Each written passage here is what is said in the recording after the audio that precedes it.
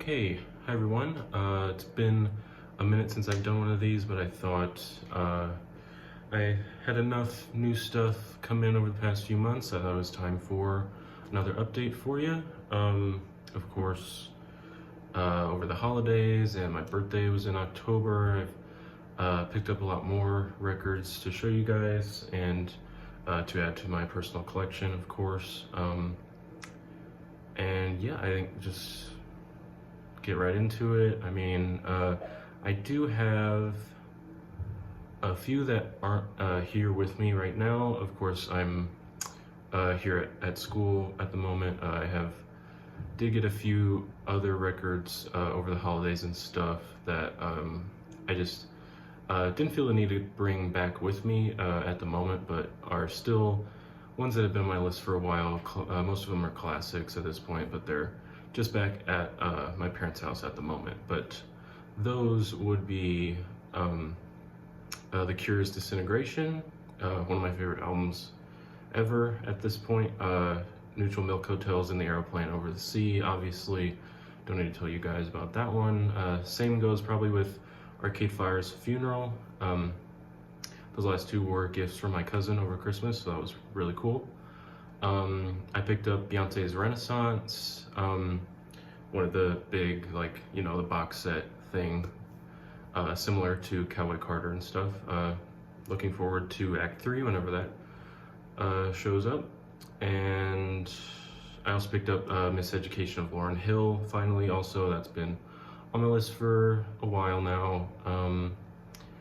And yeah, I think everything else I should have here with me, so let me just double check. Yeah, that should be everything. Yeah. All right, so to start off, finally, I thought no better place than my current album of the year so far. It is FKA Twigs' Eusexua. It feels funny to say album of the year in February still, but it really is that good of a record, and I don't know what would overtake it, but I guess we'll find out. This is the indie exclusive. It's like mainly just like a clear vinyl. I don't feel the need to take it out for you guys. But it also comes with a bunch of stuff, like a poster. I think there are some stickers in there. Also, the lyric booklet is really cool too. It has like that, don't remember if there's a specific term for it, like maybe perforated, like pointillism in the paper, the holes in the paper of like the Eusexua symbol on the lyric book, and it's like an accordion style thing. It's really cool. It's in here somewhere, but for the sake of time, I won't go too deep into it. But yes, fantastic record. If you haven't heard it yet, do yourself a favor. I also picked up a used copy of LP1 by, of course, FKA Twigs again. At one of my local record stores, they had a used copy for like about 15, 16 bucks. So I was like, why not? I think I still prefer Magdalene to this one, but this one is, I mean, chock full of some of her biggest songs and best songs. Of course, 2 Weeks, Lights on Pendulum, you know. Yeah, still would love to pick up Magdalene, Capra songs, and stuff like that, but I honestly think Eusexua is probably her best showing to me at this point. But yeah, I mean, you can never go wrong with her. But next, this one's also been on my list for a while. This is actually the VMP exclusive of Flying Lotus Cosmogramma. I actually found this at one of my local record stores, a used copy. That was pretty cool. Yeah, it has the Vinyl Me Please Essentials there. But yeah, it was really cool to find there. I've been eyeing this one for a while. This one, at least my copy, didn't have the art print that they usually come with, just probably because it was used. But there's still fantastic art all over this thing, on the sleeves and everything. And the pressing is this kind of smoky color. I thought it was really nice, really goes with the art and everything. And yeah, just a great great electronic trip hop record. Yeah, mainly instrumental, but there are some great features from like Thundercat, Tom York's on this album. Yeah, just a really fun time. And yeah. Next is recent, actually, this was a Valentine's Day gift from my partner. Really thoughtful, really awesome gift. This is, of course, Fontaines D.C.'s new album, Romance. Kind of a fitting, you know, gift for the holiday. And also, this was in my top 25 of last year. I really enjoyed it. Really great sleeve. This is the indie exclusive pink pressing. Really glad to have this specific one. I know this was isn't really going for as cheap as you would maybe think like an indie exclusive would. I think just a lot of people picked this one up really fast when the album came out. But yeah, good to have gotten it for a pretty reasonable price and everything. And yeah, a really great record.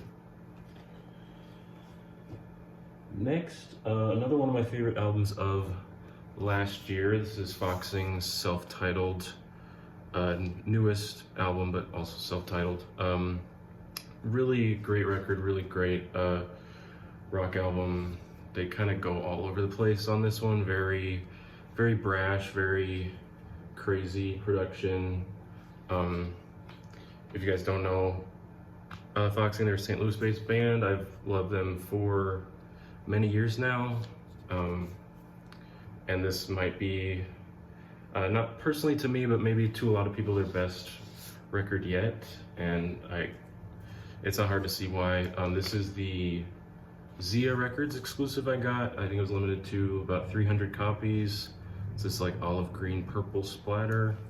I think it goes well with the album and the sound and everything.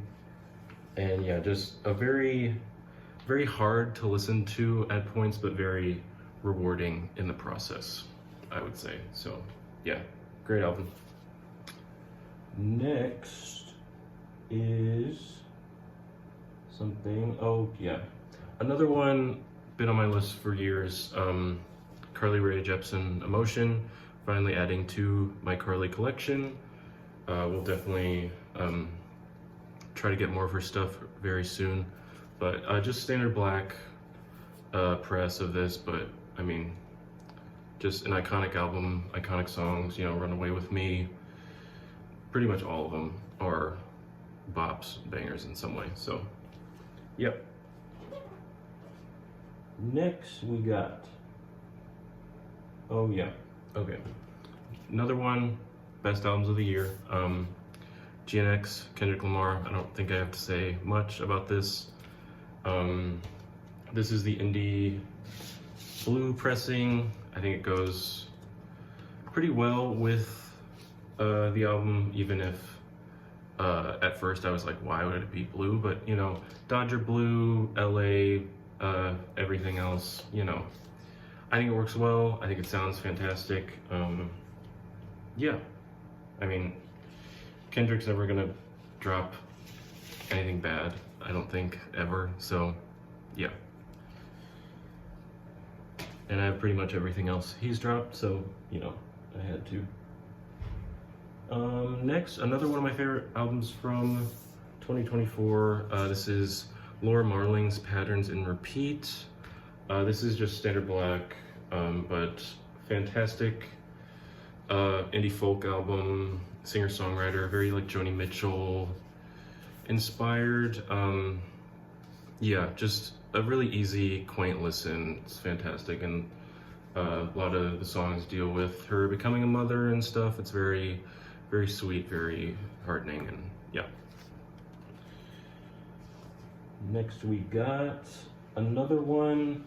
I'm glad I waited to finally buy this when it was repressed this last year. That's Food, MF Doom. This is the, of course, 20th anniversary repress. This is the indie retail exclusive on the, I think they called it Sweet Tart marble for this one, but it's like, I mean, there's a lot of pressings that look like similar to this now, but I think it goes great with the album.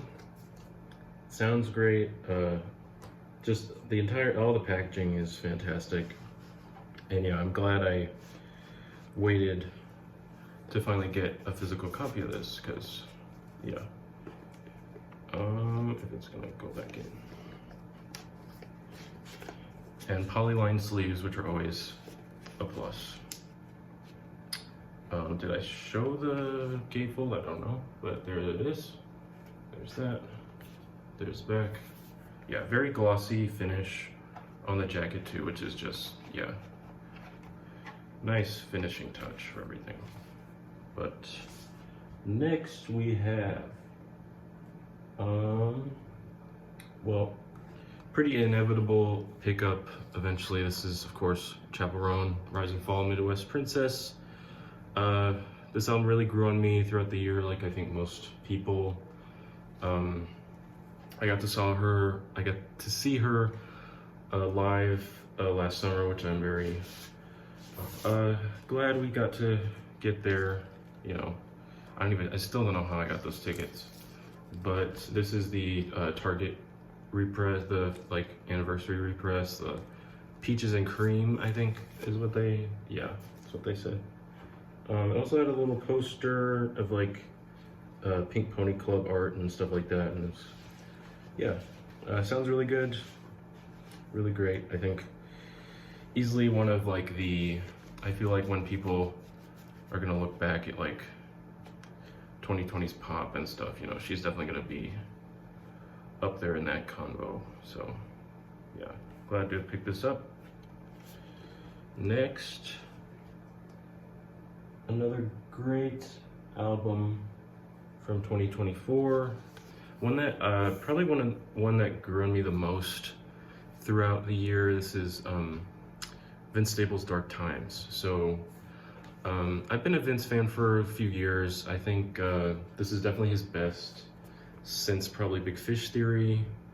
I think it flows really well. He's got great beats, great songwriting, just all around total package, and it's a great album to kind of close this chapter of his career off with, I think, because I think this was the last one on his current contract. So yeah, great record, just standard black and everything, but yeah, I don't know what else it would be for an album like that, but you know.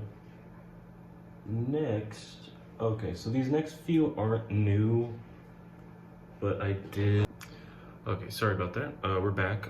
So as I was saying, these next two aren't new for me. I did get, as many of you know, I'm growing in Sufjan Stevens albums, and just growing as a fan of his in general.